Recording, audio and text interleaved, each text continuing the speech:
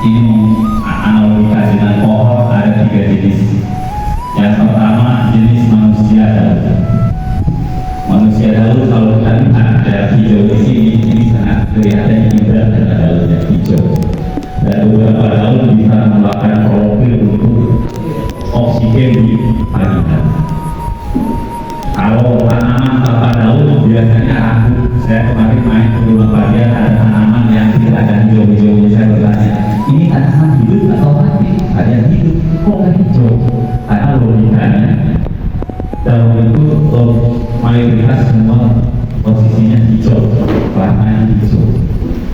Kalau kita posisinya sebagai manusia daun, berarti kita mempunyai manfaat. Benar. Begitu orang melihat pasti, daunnya hijau indah dikelilingi bunga, dan tidak ada logikanya ada bunga apa ada daun, pasti ada daunnya.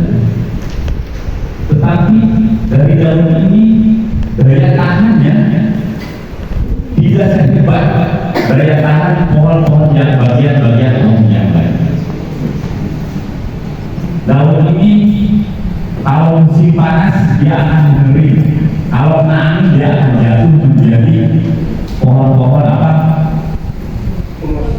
Humus yang berserakan yang tiap hari sehari disebutkan oleh Pak. Umurnya tidak begitu lama. Kalau kita menganalogikan manusia daun ini manusia yang musiman, dia tidak bertahan lama. Manusia yang kurang menjaga motivasi. Saya sering katakan kepada Joko, kemampuan Pak Joko udah harus semuanya jadi contohnya. Padahal saya tidak benar. Pak Joko kemampuannya sudah segitu. Bu Guna mungkin sudah standar, sudah S2, sehingga sudah tidak akan naik lagi. Tetapi yang perlu kita jaga dalam hidup ini motivasi. Karena kita akan mengalami hal yang sama lagi seperti itu. Kebayang hari ini guru matematika akan mengajarkan aljabar seperti itu. Tahun depan juga akan mengajarkan seperti itu. Kalau kita hanya musiman, seperti daya tahan kita tidak begitu lama. Padahal kita hidup rata-rata kalau kita analogikan dari Nabi, usia kita 65 tahun. Nggak ada daun yang bertahan sampai 6 bulan atau setahun. Berapa minggu daun sudah berganti. Tolong ini mungkin di sini motivasinya yang perlu kita jaga. Dari daun ini ibaratnya kita musiman, kita bermusim sekarang musim akar, musim PNM, kita operilah dengan itu. Tetapi apakah kita bisa bertahan lama atau tidak? Jujur, kalau kami berbicara di SMP 1 lebih dalam, Bu Guna silakan cek teman-teman. Rata-rata teman-teman kemarin semester kemarin PNM-nya sudah menyelesaikan rata-rata sampai 6 sampai 8 modul dan sudah bersertifikat.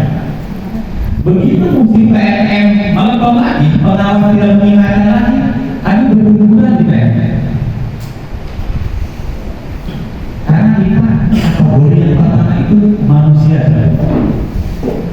Kategori yang kedua yang mungkin motivasinya lebih tinggi, lebih hebat dari daun, yaitu manusia ranting. Ranting bisa menahan banyak daun, ranting bisa menahan banyak buah. Kalau nanti masih di Pak Puja kebetulan Januari sampai di sini, itu ada yang namanya pohon kadu. Ranting kadu itu satu, dia kadunya banyak, dia bisa menahan beban yang begitu berat. Kadang-kadang ayat kedua kunci hijau ditaikkan, dipincang kelihatan ranting. Tahan oke. Jadi kalau kita analogikan manusia ranting ini motivasinya lebih hebat, daya tahannya lebih hebat daripada daun. Dia bisa mengantarkan makanan, dia bisa memberikan pengembangan untuk beberapa bagian. Makanan itu kan lewat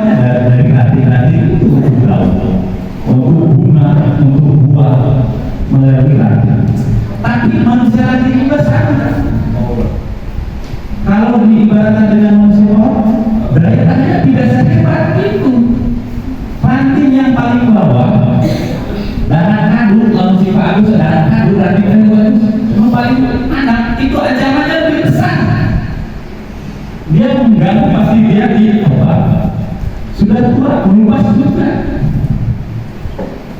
Tapi kalau kita sudah di posisi rating saja untuk seorang guru, sebenarnya motivasi kita sudah hebat, sudah bagus nih. Kita posisinya sudah di atas di posisi dahan dan rating. Tetapi kalau kita analogikan, manusia yang paling hebat itu manusia tahan. Tumbuhan apa yang tanpa ada tekanan, semua pasti ada tekanan. Dia hidup di daerah dekat, dia hidup di daerah tandus, tetap dia mengambil makanan untuk orang lain. Akar itu ada makanan pupuk yang bagus, dia salurkan untuk daun, untuk buah dan sebagainya. Kalau akarnya rapuh, yang ada itu bagus, tetapi dari akar itulah kehidupan sesungguhnya orang itu terjaga. Jadi kalau kita analogikan, kita sebagai guru, kita harus menjadi manusia akal supaya memberikan kehidupan untuk anak-anak kita. Mungkin kemarin kita bosan, mungkin kemarin kita malas dengan perilaku anak, tetapi kalau kita ibaratkan menjadi manusia akal, akan tidak pernah mengeluh dengan terus memberikan kebaikan-kebaikan untuk pohon dan yang lainnya. Kalau kita sebagai manusia akal, benar-benar memberikan manfaat di kehidupan anak-anak kita. Dan kami para guru ilmu agama menganggap yayasan ETR ini menjadi akar untuk kami tumbuh dan kembang guru ilmu agama. Dan kami juga minta doanya untuk yayasan ETR supaya kami menjadi akar, supaya bisa menjadikan anak-anak didik kami tumbuh dan berkembang menjadi manusia-manusia yang berguna dan bertakwa.